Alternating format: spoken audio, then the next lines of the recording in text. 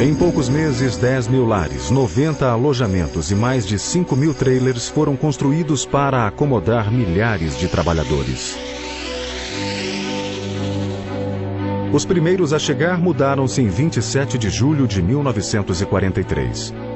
Vinham aos milhares de todo o país para trabalhar e integrar os esforços de guerra. When I was interviewed, I said, I'm interested in some kind of war work. He said, well, this is vital war work. I said, well, where will I be working? He said, well, I can't tell you, it's secret. I said, well, what will I be doing? He said, well, I can't tell you that, it's secret. I remember coming here and we had to be stopped at the gate. They searched the car. It was scary, it really was. And then when we got into the area, it was scarier still because you think you come into a town. There was no town. There were just trailers, rows and rows of trailers and huts and all this temporary housing, a lot of mud, and you weren't supposed to ask any questions. Essas pessoas não sabiam, mas estavam na linha de frente da guerra. O sigilo imperava. We had many posters up. What you see here, what you hear here, when you leave here, let it stay here. So we knew if we found out anything, don't breathe it, don't tell it. Com a estrutura básica montada, segurança contingente e recursos, o verdadeiro trabalho podia finalmente começar. 95% do pessoal em Oak Ridge não sabia no que estava se envolvendo. Hoje compreendemos exatamente qual era sua missão. A construção da bomba dependia de numerosas usinas de processamento de urânio, resultando no maior projeto de construção civil que o mundo já vira.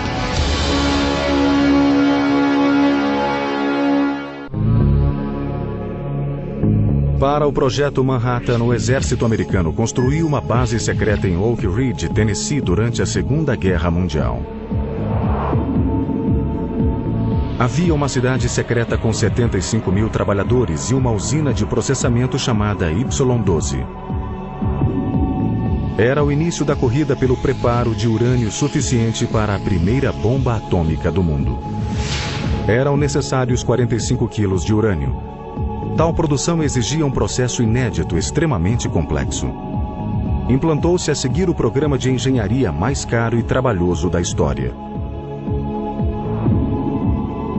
O imenso complexo Y-12 permanece altamente secreto com sua usina nuclear ativa. Ray Smith foi o gerente daqui por muitos anos e pesquisa os resquícios das construções da época para recontar essa história fantástica.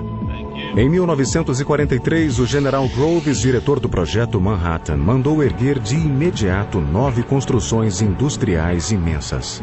Below us is the Y-12 National Security Complex. It was built as a major part of the Manhattan Project. If you look, you can see 3 of the 9 major buildings. The cost to construct these buildings was $427 million.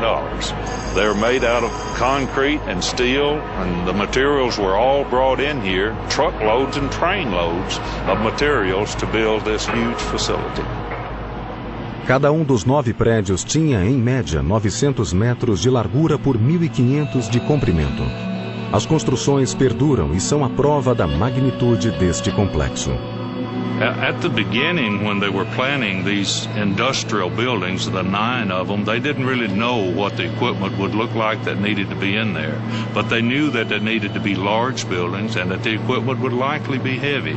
So it was built with the huge cranes to lift in any design that might be needed for the equipment that would be installed to obtain the enriched uranium for the first bomb. A produção de urânio para a bomba atômica era um processo totalmente desconhecido. Rapidez era fundamental e não havia tempo para experimentos nem testes. You had to compress everything into one phase, basically. You were doing your research and development pilot phase. At the very same time, you were designing a massive building that was going to be the industrial facility to make it on a huge scale. Somente um daqueles prédios ainda guarda o equipamento de processamento de urânio original. Chama-se Beta 3 e foi usado para a fissão de urânio até 1998. Até recentemente, os detalhes desse processo, a localização e construção eram questões de segurança nacional. Mas com a investigação da história secreta por trás deste equipamento, Ray Smith é capaz de revelar o que aconteceu aqui. This equipment, the Calutrons, were actually built by using magnets on either side of a vacuum chamber. These units are very heavy. That's why the structure was built as sturdy as it was to hold the large single magnet that went all the way around this rectangular shape. Estes seriam os eletroímãs mais gigantescos e caros já construídos. Foram necessários quilômetros de fios de cobre. Mas todo o cobre disponível na época estava sendo usado na produção de balas e granadas. A equipe de Groves chegou a uma solução drástica. Someone had the bright idea, said, why not use silver? Well, that's a very good conductor, but where were you going to get it? Well, you could go to the Treasury of the United States and decide to get what eventually were 14,000 tons of silver that were literally taken out of the depository and melted down and turned into the wiring for the magnets at Y12.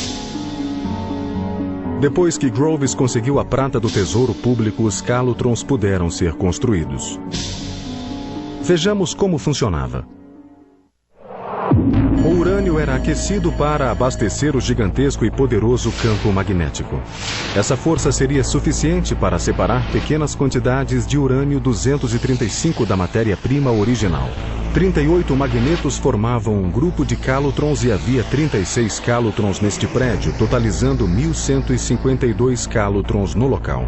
The magnets were so large that they had to keep people away from them, and they couldn't use any tools that might be attracted by the magnets. In fact, they put a red line to warn people not to go any closer. If you did, and you happened to have something in your pocket that was metal like a pocket knife, it'd suck it right up against there, and it would hold you there. You couldn't get it off. And in fact, to get it off, you'd have to cut the material around the object to get away. O consumo de energia durante o período de operação do Projeto X era tão grande que chegava a 1/7 de toda a eletricidade gerada nos Estados Unidos.